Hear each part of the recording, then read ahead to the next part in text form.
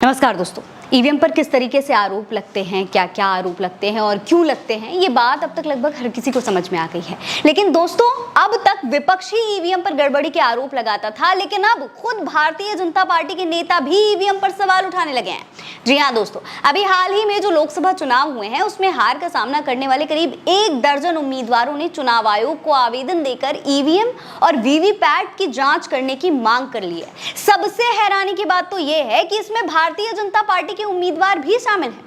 सोचिए, जो Bharatiya Janata party EVM में गड़बड़ी को कभी स्वीकार ही नहीं करती है, उसी भारतीय जनता पार्टी के नेता ईवीएम पर सवाल उठा रहे हैं। अपने आवेदन में इन उम्मीदवारों ने ईवीएम और वीवीपैट यूनिट के मेमोरी वेरिफिकेशन की मांग की है। ये देखिए, ये इकोनॉमिक टाइम्स की एक रिपोर्ट है। इसमें दावा किया गया है कि ऐसे कुल 10 उम्मीदवारों के आवेदन चुनाव आयोग को मिले हैं, जिसमें ईवीएम वीवीपैट के सत्यापन की जांच की मांग की गई है। इसमें से ज्यादातर उम्मीदवारों ने 1 से 3 ईवीएम यूनिट के सत्यापन की मांग की है। दोस्तों, सबसे बड़ी बात यह है कि जिन लोगों ने ऐसे आवेदन दिए हैं उसमें महाराष्ट्र के अहमदनगर लोकसभा सीट से भारतीय जनता पार्टी के उम्मीदवार सुजन राधाकृष्ण वीके पाटिल भी शामिल हैं। इसमें विधानसभा क्षेत्रवार ईवीएम यूनिट की जांच की मांग की गई है।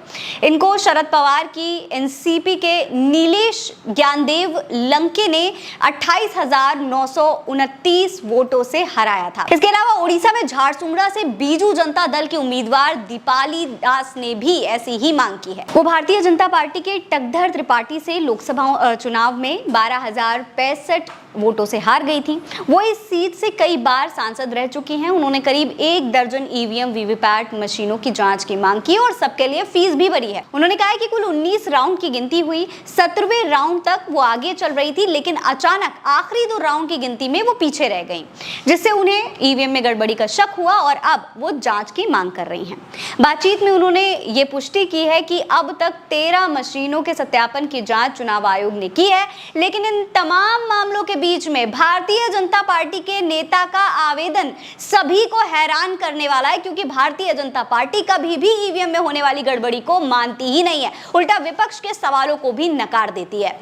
आपको बता दें दोस्तों, लोकसभा चुनाव के दौरान 26 अप्रैल के अपने आदेश में सुप्रीम कोर्ट ने सभी ईवीएम मशीनों और वीवीपैट पर्चियों के मिलान की अर्जी खारिज करते हुए ये कहा था कि मतगणना के 7 दिनों के अंदर उम्मीदवार प्रत्येक विधानसभा क्षेत्र के करीब 5% ईवीएम मशीनों की जांच का आवेदन चुनाव आयोग को दे सकता है। कोर्ट ने यह भी कहा था दोस्तों कि ऐसे आवेदन केवल उपविजेता और दूसरे नंबर वाले उपविजेता ही दायर कर सकते हैं।